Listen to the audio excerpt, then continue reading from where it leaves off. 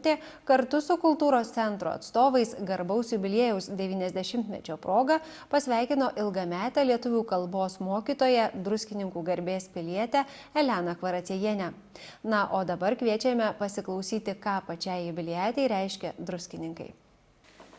Visą savo kūrybinį brandaus gyvenimo laikotarpį aš atidaviau druskininkams. Jauna atvažiavau, entuziazmo užteko, tikėjimo, kad viską galiu, kaip jaunam žmogui irgi užteko. Galbūt tai buvo naivu, gal tai buvo juokinga, bet man atrodė, kad aš viską sugebu. Tai rėmiausi visko, nes tada kultūra po karo metų ir po to, kai čia tiek nedaug mūsų buvo lietuvių, tik tai kaimai lietuviški, o miestelis buvęs išvažiavę buvo žmonės iš miestelio, čia lenkai ten ir rusai, kurie dar čia buvo. Tai tokią misiją pasiėmiau, kultūros puoselėjimo. Nu, kaip sugebėjau, taip dariau. Na ir mokyklai atidaviau save. Vyras man sakydavo, tu pasiimk lovą, nusinešk į mokyklą ir ten miegok. Nes visas gyvenimas praeidavo. Turėjau labai gerą mamą.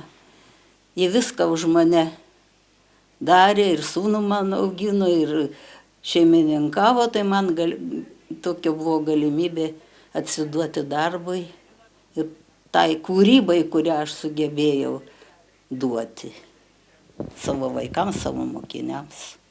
Kiekvienas gyvenimo įvykis turbūt yra visaip svarbus, vienas vienaip, kitas kitaip ir tokį kažkokį, kuris mane sukrėstų kažkaip taip ir kažko tokio man būtų ypatingas.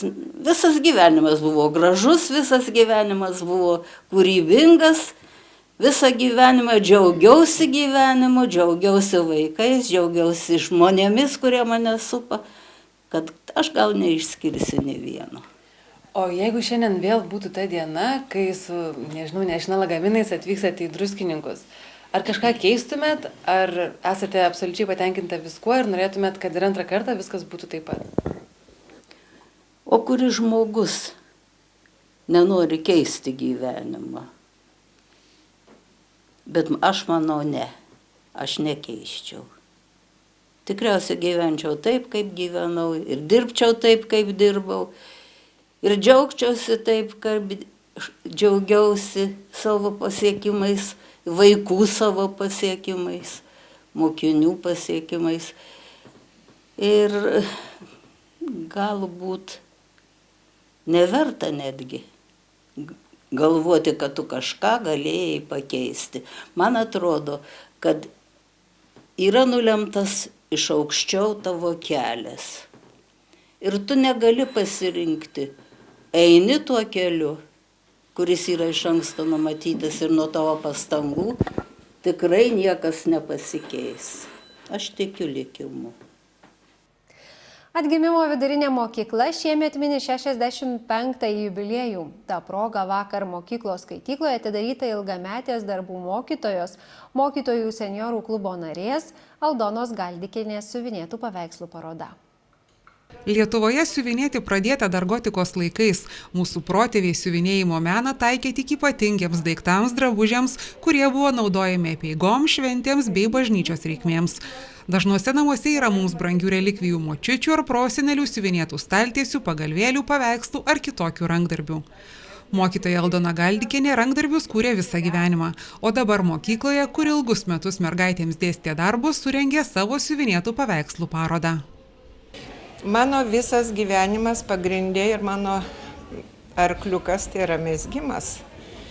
Kadangi viskas pasikeitė, mezginių labai mažai kam bereikia, pilnos skrynios prikrautos, be galo daug išvežta svetur, išdovanota, o šiuo metu toksai daugiau kompaktiškesnis, ilgiau laiko užimantis ir vietos yra kur padėti. Tai mano darbai šitie yra siuvinėjama kryželiu. Vakar atidarytoje ekspozicijoje pastarųjų 6 metų preciziško siuvinėjimo rezultatas.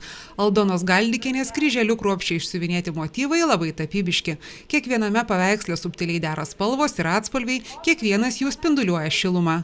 Ne visi Aldonos Galdikienės paveikslai pateko į parodos ekspoziciją. Daug jų išdovanota, kai kurie iškeliavę ir į svečias šalis.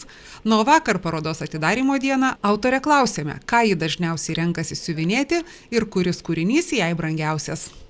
Aš esu darius tų paveikslų ciklais.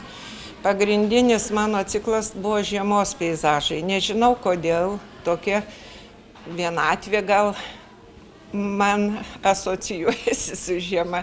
Ir eilė paveikslų yra žiemos motyvai. Toliau sekantį ciklą turėjau malūnai, bet čia likė mane namuose tik tai vienas. Aš išvežiau į Ameriką vaikams savo 7 pačius didžiausius paveikslus. Tai tokie du ciklai. O pats brangiausias mano širdžiai tai yra mano augintinė.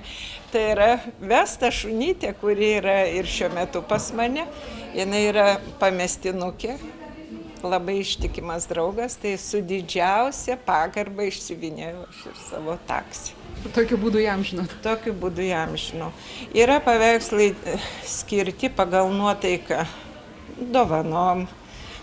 Pavyzdžiui, paveikslas ten skirtas dukrai, aš grįžau iš Amerikos ir ten ta juoda era prasidėjo, kaip ir pas mus, krizė, tai va tokiom juodom, tamsiom spalvom esu išsiuvinėjęs paveikslą Naktis vadinasi.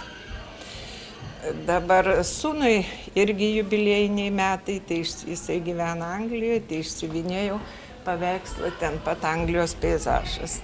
Nu, žodžiu, yra pagal nuotaiką darbai. Šiaip savo nesėdu ir bet ko nesiuvinėjau, už tai, kad tai už